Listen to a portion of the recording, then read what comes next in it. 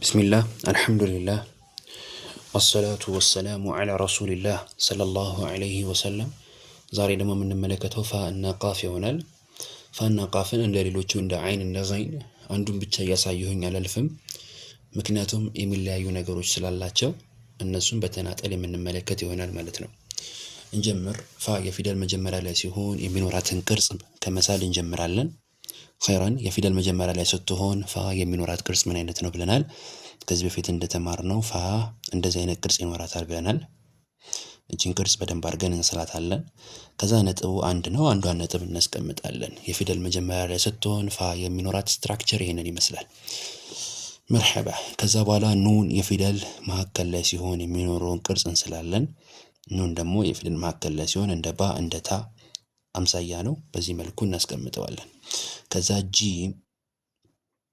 ጂምን እናስቀምጣለን። ይኸው በዚህ መልኩ ጂሚቷን እናሰፍራለን ከነነጥቡ። መርሐባ። ከዛ በመቀጠል አሊፍ ነው። አሊፊቷን በዚህ መልኩ እንስላታለን። ከመስመር በላይ 3 ነው። ከዛ ኑን ከመስመር በላይና እንዲሁም ደግሞ ከመስመር በታች ተደርጋ ከምትጻፍ ፊደሎች ውስጥ ነች። በዛ መልኩ እናስቀምጥና ፊንጃን በዚህ መልኩ ማግኘት እንችላለን። ዋና ሙራዳችን ይህን መጻፍ ሳይሆን ፋ እንዴት እንደምትጻፍ በቃላቶቹ ላይ የሚኖራትን ቅርጽን ለመሳል በዚህ መልኩ እንስላታለን ማለት ነው። መርሐባ። ሁለተኛ የፊደል መካከል ላይ ስትሆን ፋ ምን አይነት ቅርጽ ይኖራታል የሚለውን ደግሞ እንመልከት። የመጀመሪያው ማነች? ቧድ እንዴት መሳል እንዳለብን ተምረናል። በዛ መልኩ እንስላታለን ማለት ነው። ቧድ ያው ከነነጥቧ። መርሐባ። አሁን አርዕስታችን ማን ነው? ፋ ነው። ፋ የፊደል መካከል ላይ ስትሆን የሚኖራት ቅርጽ እንደዚህ አድርጋችሁ ክብ ቅርጽ ሰርታችሁን ወደዚህ የምትመጡት። ክብ ቅርጽ ሰርተን ወደዚህ ከነነጥቡ እናስቀምጣለን ማለት ነው። መርሐባ። ዳል ነች። ዳል ደግሞ የፊደል መካከል ላይ ስትመጣ የሚኖራትን ቅርጽ እንስላለታለን። ይኸው ዳል ቅርጿ ይሄንን ይመስላል። ከዛ አይን ነው። አይን ደግሞ ተምረናል በባለፈው ደርስ ላይ በምን አይነት ቅርጽ እንደምትሳል በዛ መልኩ የምንስላት ይሆናል ማለት ነው። ኸይራን። ስለዚህ ማን መጣልን? ዲፍ ዳዕ፣ ይሄ እንቁራሪት ምናምን የምንለው ማለት ነው። በዚህ መልኩ እንሰራዋለን። መርሐባ። ሌላኛው ደግሞ ፋ የፊደል መጀመሪያ ይሄውና ፋ የፊደል መካከል ሲሆን ቅርጹ ይሄንን ይመስላል። አሁን ደግሞ መጨረሻ ላይ ሲመጣ እና ሙተሲል ሲሆን ነዚፍ የሚለው ምሳሌ እንመልከት። ኑን የፊደል መጀመሪያ ሲሆን የሚኖረው ቅርጽ ይሄንን ይመስላል። ከዛ ቫ የፊደል መካከል ላይ ሲመጣ ባለፈው ደርስ ላይ ተምረናል። ከሁለቱም ቦታ ኢትሳል ታደርጋለች። ከዛ አሊፊቷን እንስላለን። ከዚህም ትቀጥላለች፣ እንደገና ከዚህ ጋርም ትቀጥላለች። ኸይራን። በዚህ መልኩ እንሰራታለን ቫ። ከዛ በመቀጠል ያይቷን ደግሞ መሃል ላይ ስትመጣ የሚኖራትን ቅርጽ እንስላለን። እችት ከነነጥቧ።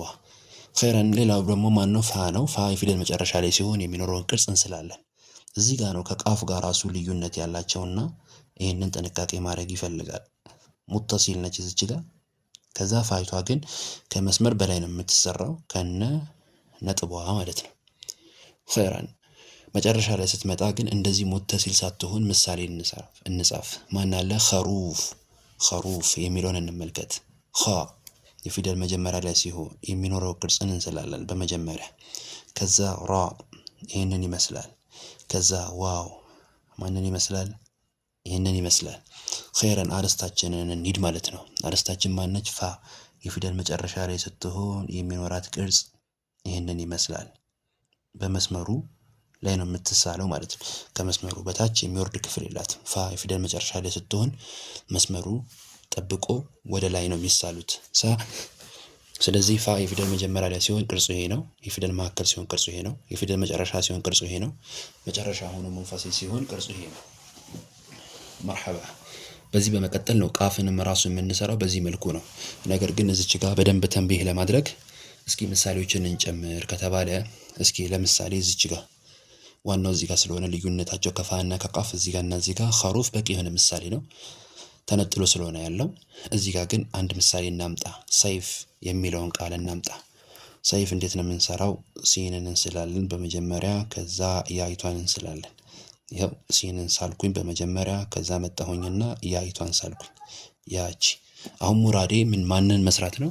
ፋ መስራት ነው። ፋ የፊደል መጨረሻ ላይ ሆና ሙተሲል ስትሆን በዚህ አይነት መልኩ እንሰራለን ማለት ነው። ይኸው ቅርጿ ማን ይመስላል?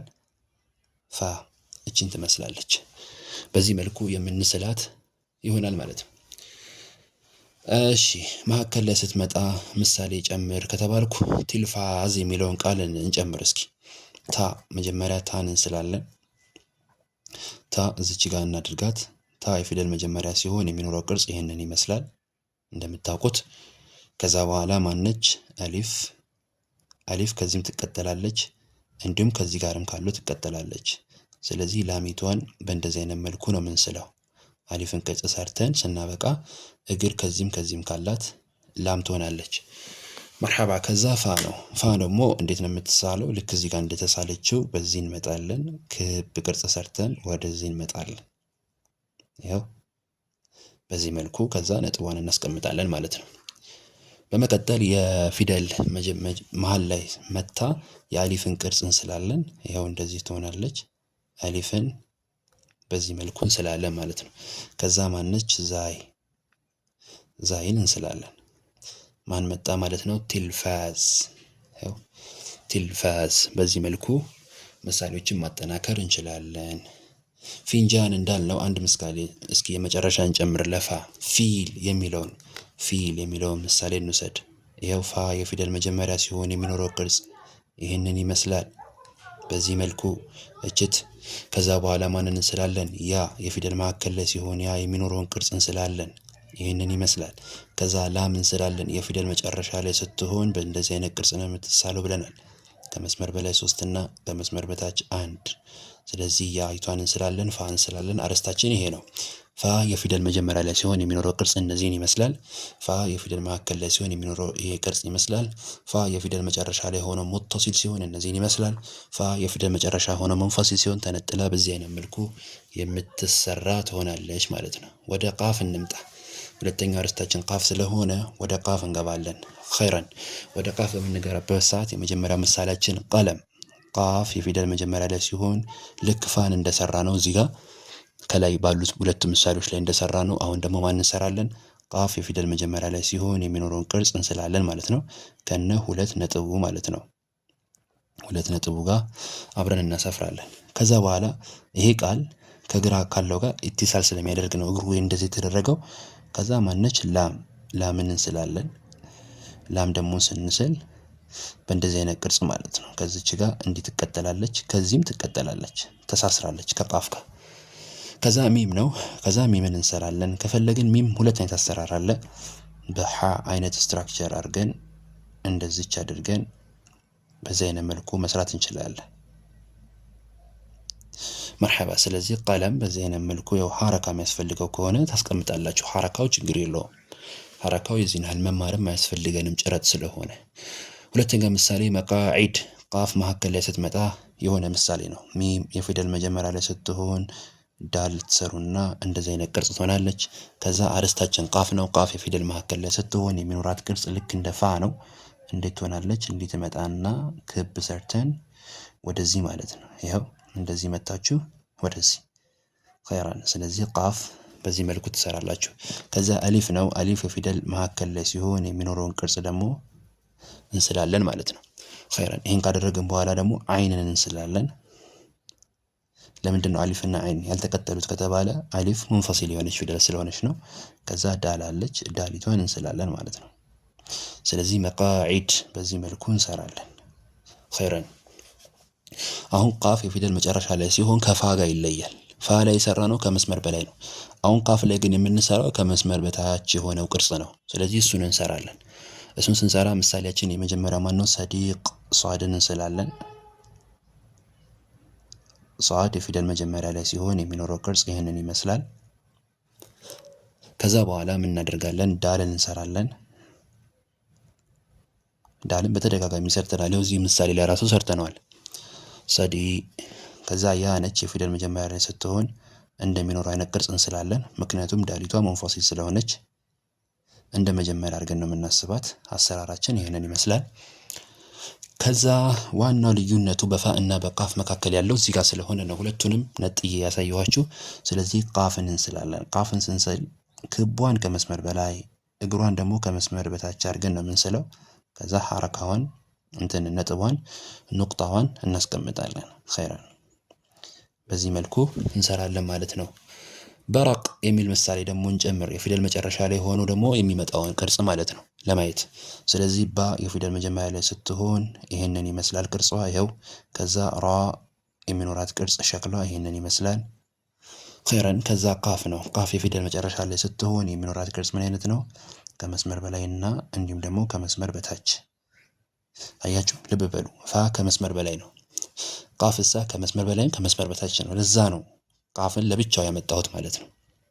መርሐባ። ስለዚህ ይኸው በረቅ ሐረካ የሚያስፈልገው ከሆነ በእንደዚህ አይነት መልኩ የምንሰራው ይሆናል ማለት ነው። ስለዚህ ፋና ቃፍን ጨርሰናል። እንደው ምሳሌ እንጨምር ከተባለ ምሳሌ ማምጣት ይቻላል። ለምሳሌ ለዚህ ትኩረት የምናደርገው እዚህ ጋር ስለሆነ አሁን ቅድም በፋ ላይ ሙተሲል ስትሆን ሰርተናል። አሁን ደግሞ ሙንፈሲል ስትሆን የሚኖራትን ቅርጽ አንድ ምሳሌ ላምጣላችሁ፣ ሁለቱንም አቻ ለማድረግ። ሱቅ የሚለውን ምሳሌ እንመልከት፣ ተከታተሉ። ሱቅን ለመስራት ሲኒቷን በመጀመሪያ እንስላለን። ሲን የፊደል መጀመሪያ ስትሆን ቅርጿ ይሄ ነው። ከዛ ዋውን እንስላለን። ያው ሲን ከሰራችሁ በኋላ ከዛ በመቀጠል ዋውን ትስላላችሁ። ኸይራን ከዛ በኋላ ቃፍ ነው የምትሰሩት።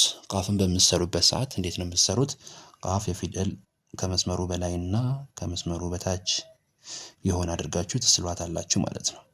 መርሐባ። ስለዚህ የፋና የቃፍ ልዩነት ግልጽ ነው። እዚህ ጋር ያሉት ምሳሌዎች ልክ እዚህ ጋር እንደሰራናቸው ምሳሌዎች ናቸው፣ እንደ ፋ ምናምን። ስለዚህ አያስቸግሩም።